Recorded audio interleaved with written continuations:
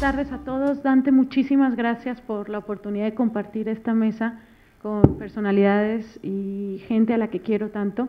La verdad es que me he encontrado en este camino de la transparencia y la lucha contra la corrupción. Somos como un grupo en el que constantemente nos vemos y nos reencontramos y es un gusto, la verdad, poder estar aquí y agradezco mucho a los que aceptaron esta invitación y a todos los que nos acompañan hoy. El día de hoy están invitados a estos diálogos los responsables de las unidades de enlace de las más de 270 dependencias de la Administración Pública Federal que pudieron acompañarnos. Y el objetivo de esta charla es poder conversar con estos expertos para profundizar un poco más en temas de acceso a la información y encontrar las conexiones que este derecho a la transparencia y al acceso a la información pudiera tener en materia anticorrupción. Sin más preámbulo, cedo el uso de la voz al doctor Sergio López Ayllón. Muchísimas gracias por acompañarnos. Rápidamente leeré su semblanza y le cedo el uso de la voz. El doctor Sergio López Ayllón es doctor en Derecho por la Universidad Nacional Autónoma de México. Obtuvo su maestría en Sociología del Derecho y Relaciones Sociales en la Universidad de París. Es director general del Centro de Investigación y Docencia Económicas y profesor investigador de la División de Estudios Jurídicos de la misma institución. Es miembro del Sistema Nacional de Investigadores Nivel 3 y de la Academia Mexicana de Ciencias, entre otras asociaciones científicas. Ha participado en diversos cuerpos colegiados y actualmente es miembro del Consejo Asesor de la Red por la Rendición de Cuentas, del Consejo Rector de Transparencia Mexicana, del Consejo Consultivo de Mexicanos contra la Corrupción y la Impunidad y presidente del Consejo Consultivo de Centros Públicos de Investigación. Sus líneas de investigación incluyen el acceso a la información, la transparencia y la rendición de cuentas, la regulación y las políticas públicas, el poder judicial y la sociología del derecho. En todas estas materias tiene una extensa obra escrita que incluye varios libros y artículos en revistas especializadas dictaminadas. Ha participado en el diseño de diversas reformas constitucionales, legales y reglamentarias en materia de transparencia, acceso a la información y derechos fundamentales, administración pública, justicia, competencia económica, regulación, así como ciencia y tecnología. Bienvenido. Gracias y en primer lugar gracias a la Secretaría de la Función Pública por hacer esta invitación a compartir algunas ideas con ustedes esta tarde y sobre todo gracias a ustedes que nos acompañan tarde de viernes. Siempre es heroico estar aquí. Esperemos que se lleven algunas ideas para reflexionar. El tema que nos han propuesto es la relación entre transparencia y corrupción de manera general y quizás con algún énfasis en la función de las unidades de transparencia. Bueno, yo quiero empezar comentándoles que aunque cuando en 2002 se hizo la primera ley de transparencia, creíamos que había una correlación directa entre corrupción y transparencia, es decir, que incrementando la transparencia iba a reducirse la corrupción, los años nos han mostrado, y la evidencia empírica en otros países, que no existe esta relación de causalidad directa, es decir, no siempre a mayor transparencia hay menor corrupción de manera causal.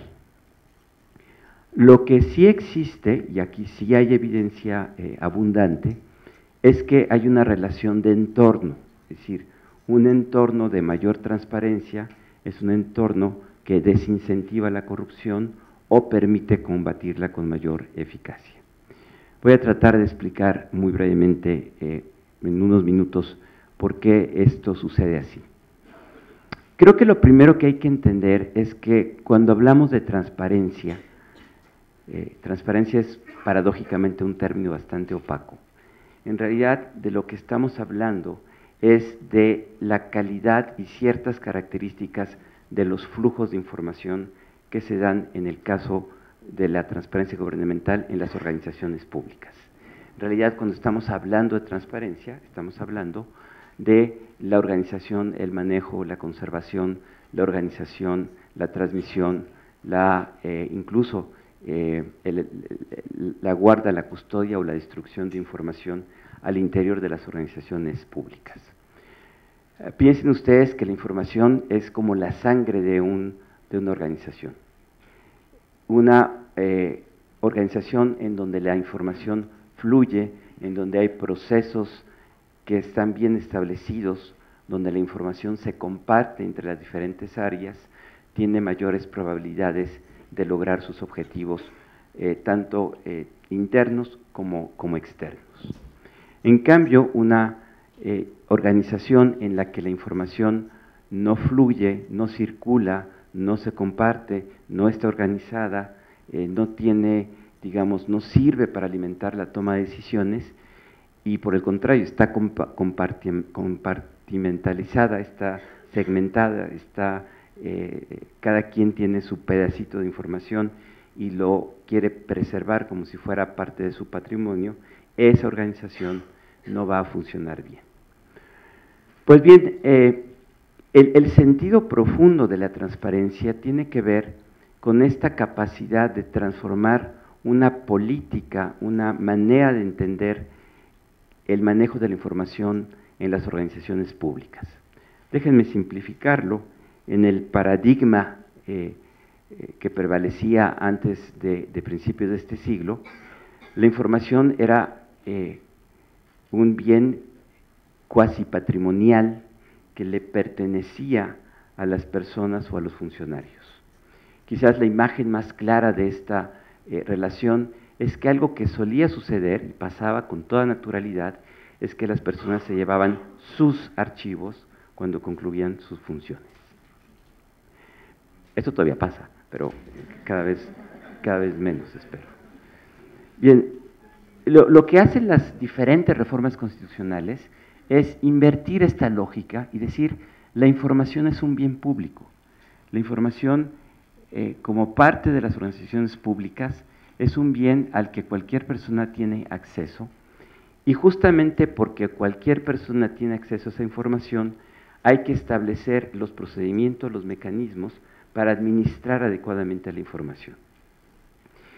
Y es una organización en donde esto funcione bien, que va a ser una organización que funcione mejor y donde el acceso a la información va a ser, digamos, relativamente más sencillo. Y es este manejo adecuado de la información el que, por un lado, desincentiva la corrupción y, por otro lado, permite, como les decía, combatirla mejor, porque al haber mayor información, mejor organizada, podemos identificar claramente las fallas y ahí intervenir. En el diseño original de la ley, que por cierto, y esto explica mucho de la historia posterior, no era una ley pensada para todo el gobierno federal, era una ley pensada exclusivamente para la administración pública federal. Este fue, digamos, el origen de la ley. Fue la negociación de la ley de 2002 la que amplió su aliento de aplicación a lo que después se llamó los otros sujetos obligados, los osos. El diseño original de la ley lo que consideraba es que en cada dependencia o entidad, o más bien déjenme ir un paso, que era muy difícil que un ciudadano supiera ex ante a dónde ir a solicitar información, y que por lo tanto había que crearle una especie de socios a los ciudadanos, una ventanilla, un punto de entrada, un punto de contacto, que fuera el que permitiera tener acceso a la información y que fuera el funcionario responsable de la entonces unidad de enlace la que contribuyera, facilitara, condujera la solicitud de acceso a la información del ciudadano a través de la maraña organizacional y pudiera tener también un punto de respuesta específico. Estas unidades de enlace estaban inspiradas en los que eran los Information Officers de los Estados Unidos, ¿no?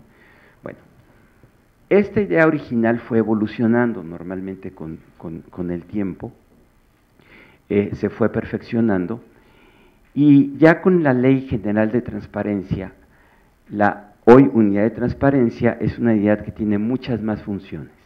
Ya no es solamente la ventanilla de acceso, sino también es la responsable de la calidad y de la ubicación de la información o de las obligaciones de información del artículo 70, y también tiene como responsabilidad la transparencia proactiva.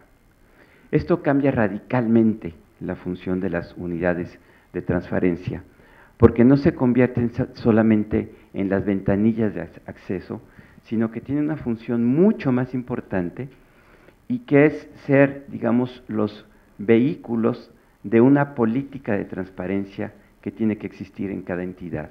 Son los responsables de asegurar el buen funcionamiento de los procedimientos, que la información esté accesible, que la calidad de la información de los portales sea adecuada y además de tener una incidencia proactiva en un concepto que es complejo, pero que básicamente quiere decir si la unidad de transparencia funciona adecuadamente, es la que mejor sensibilidad tiene de cuál es la información útil para los diferentes usuarios y a partir de esta constatación poder desplegar una estrategia.